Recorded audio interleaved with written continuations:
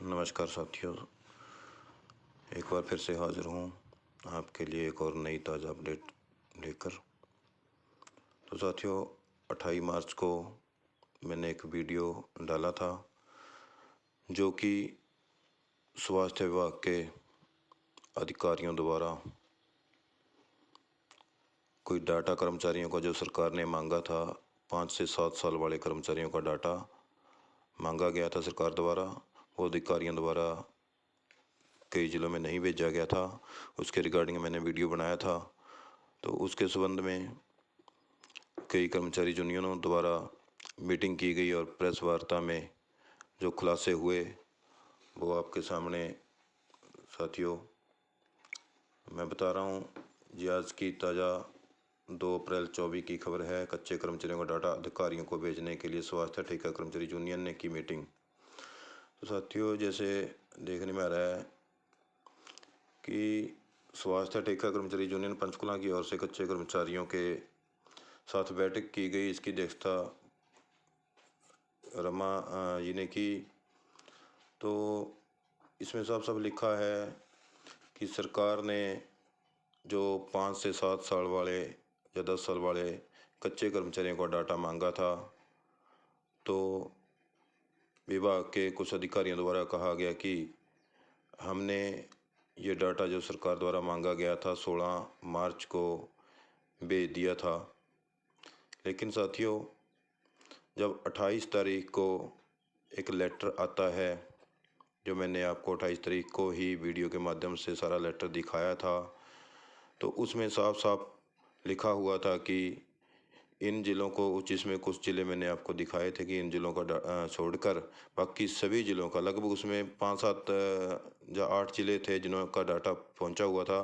लेकिन 13 से 14 ज़िले ऐसे हैं जिनको डाटा कंप्लीट नहीं भेजा हुआ था और विभाग या कुछ अधिकारी कह रहे थे कि हमने 13 मार्च को या 16 मार्च को डाटा भेजा गया है। लेकिन 28 तारीख के लेटर में साफ साफ ये लिखा गया था कि अभी तक इतने ज़िलों द्वारा भाई डाटा नहीं भेजा गया, 5 से 7 साल वाले जो कच्चे कर्मचारी हैं। तो इसमें साथियों बहुत सी लापरवाही सामने आई है। तो लापरवाही किसकी रही है और उन पर क्या कार्रवाई होनी चाहिए, ये तो आप सोच सकते हैं। और कर्मचारी जो हमारे यूनियन हैं, संगठन हैं, वो क्या निर्णय लेते हैं इसके बारे में। तो साथियों, हर कार्य में कच्चे कर्मचारियों का शोषण हो रहा है, उनके साथ धोखा हो रहा है। तो अब समय है साथियों मिलकर लड़ने का, अपनी आवाज़ बुलंद करने का। तो साथियों, जैसा कि मैंने डाला ही था पहले कि ये बहुत ही विश्वासघात हो रहा है, पता नहीं इसमें किसकी कमी रही है, किसकी नहीं रही है। तो साथियों, मिलकर के अपनी आवाज़ बुलंद करें। और अभी समय है, आपको जो कुछ संघर्ष करना है, संघर्ष का फल मिल सकता है, नहीं तो बाद में कुछ हाथ नहीं लगेगा।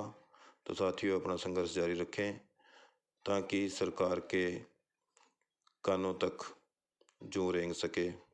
और जो अधिकारी इसमें लापरवाही बरतते हैं तो उनको भी थोड़ा पता चल सके कि जो सरकार ने डाटा मांगा है तो वो प्रोवाइड करवाना कितना ज़रूरी है। क्योंकि कच्चे कर्मचारी जो लंबे समय से अपनी सेवाएं दे रहे हैं, तो उनकी सेवाओं को ध्यान में रखते हुए उनके हित के लिए भी अधिकारियों को कुछ सोचना चाहिए।